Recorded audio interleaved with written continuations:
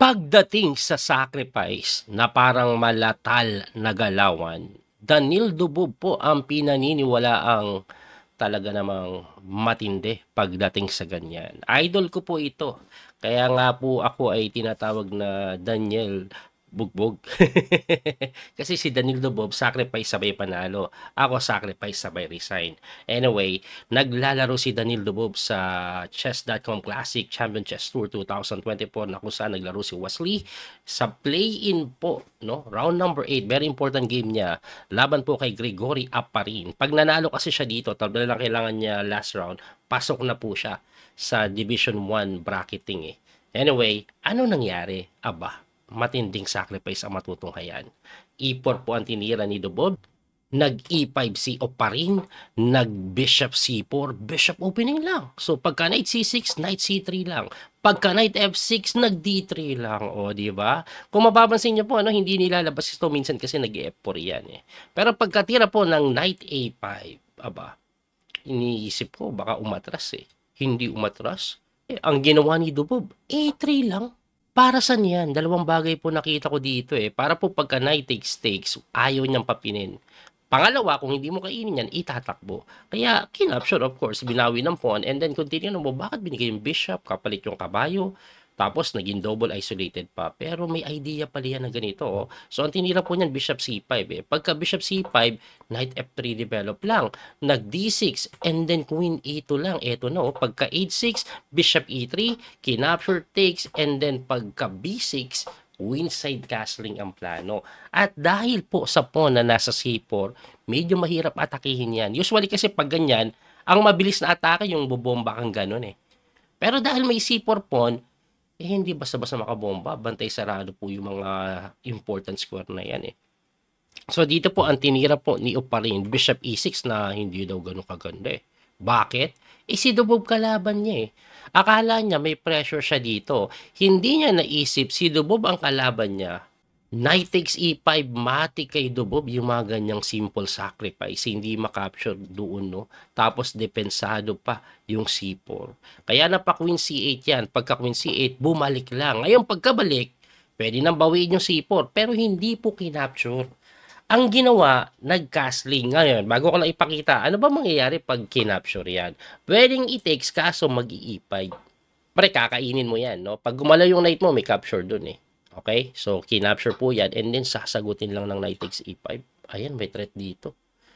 Siyempre, dito ka atras. Hindi po pwede sa ibang lugar dahil may mga discovery check yan eh. Ayan, no? At pagka atras, eto matindi.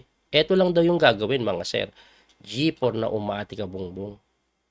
Hanep, no? Ngayon, pag nag-castling ka, ang bilis. G5. O, bukas agad yung G5. Lamang ang puti doon. Ibalik natin. Kaya sabi ni Gregory Oparin, aba, castling lang ako. Pagka-castling, dinipensahan by playing B3, nag-rook E8, nag-knight D4, A6 lang. Dalawang bagay yan eh. Una, ayaw patalunin. Pangalawa, baka bubuksan niya po yung file by playing B5. So, pagka A6, nag-F3 lang, kunat. Tumira po ng knight d7, g4, umatake na. Tumira ng knight c5, rook lang sa g1. Ayan, bubuksan po ata yung file, no? Pero pagkatira po ng king h7, tingnan nyo ginawa ni Dubob. F4. Bakit? Binigay yung pawn, pero pagka-takes, titira ng ganoon, pag gumalaw bishop capture, ang g7 mate, may mga h3 pa kahit depensahan mo yung bishop. Kaya nga po, nag-b5 na lang yan. Pagka B5, F5. Tumakbo. Tinirahan lang ng G5. Ayun, talagang inaatake. At yung G5 mukhang mali. Bakit ko po nasabi? Eh, may bishop takes F5. Na-miss ni Dubob. Na pag kinapture mo yan, kakainin ng reyna, malilibre yung reyna mo. Joke lang. Hindi na-miss ni Dubob yan. It's all part of the plan. Kinapture niya lang po yung H6. Binush lang po yan. Hindi po pwedeng kainin eh. Kasi pag kinapture mo, pwede ka atang pasukan ng ganun. Tapos ganun. Aray ko po, mabigat yun. Kaya nga, G6 na lang. Pagka G6, nag-rook lang sa F1. Talagang binibigay lang. Libre. Pero hindi mo pwedeng gawin kasi masasaktan ka sa F7. Kaya nag-bishop E6 na lang yan. Pagka bishop E6, tumira lang po ng B4. At after B4, aba, hindi po basta-basta matras yan. Pag inatras mo dito yan, kakainin. Tapos may ganun. masakit yun, sir. Pag naman dito po umatras, let's say dito, ayan, kahit tirahan ka na lang daw ng mga simple, like Queen F4, kain doon, kain doon. May mga ganong idea eh. Anyway, ang ginawa po ni Oparin, nag-bishop takes C4. So, binigay niya yung kabayo. Sabi ni Dubog, uy, ako dapat gumagawa niya na, ba't ikaw na? Sige nga, kainin natin. Ano bang gagawin mo? Binawi lang. Sa pagkabawi, ang pinaka gusto niya mangyari, okay, knight moves away, and then atakihin na ganun. Tapos nakahang pa yung tore. Pero si Dubog, sige, sa'yo na yung tore ko, knight F3 lang ako. Brilliant move daw, sabi ng engine. Bakit? Pag kinain yung tore, check. Ayan, may mga pressure doon. Kaya ang ginawa niya, nag-F6. Pagka F6, queen lang sa F4. Talagang binibigay na yung tore. Pero hindi po pwedeng i-takes yan, ha? Kasi pag tinakes po, queen F6, dalawa na po yung threat to. Hindi matabiyansa na sabayan.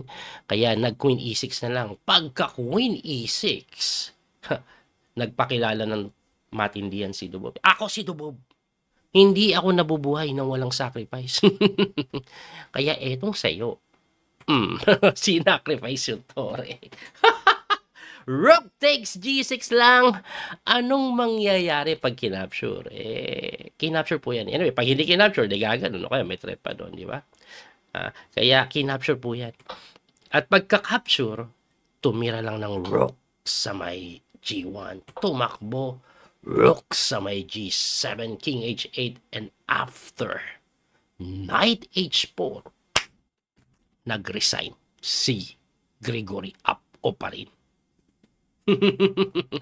Bakit po siya nag-resign? Parating ang Knight G6, mate. Pwede pang depensahan, ibibigay yung Reyna. Ganon. May kaso kainin lang din, tas capture na naman. Talagang walang buhay dahil Dubov na yan eh. Grabe mga sacrifice ng idol kong si Dubov. Anyway, after po ng play-in, pasok si Dubov sa bracketing ng Division 1 or placement ng Division 1. Ang problema, kung si Wesley tinalo po si Colars, si Dubov natalo kay Duda. Sayang. Anyway, at least pinakitaan pa rin tayo ng mga laro ang pangmalupitan ni Daniel Dubov. Hindi nawawala sa kanya yan eh. Kaya idol ko to eh. Anyway, abangan nyo po yung mga susunod pa natin video. Si Wesley, si Dubov buhay pa rin. Nasa may ano sila, Division 2. So abangan po natin yung kanilang maging bakbakan doon. Kalabang pala ni Wesley, si Martinez. Laglagan sila ng Martinez. Hanip no? Martinez is pinagdududahang engine ba? Tingnan natin kung anong mangyayari. Anyway, muli ito po yung Coach Pili Master Daniel Causo. Hanggang sa muling pagkikita. God bless po mga kabiyahe. Thank you po sa support. Bye-bye po. Don't forget to like and share. That little mouse, 'cause I'm an albatross.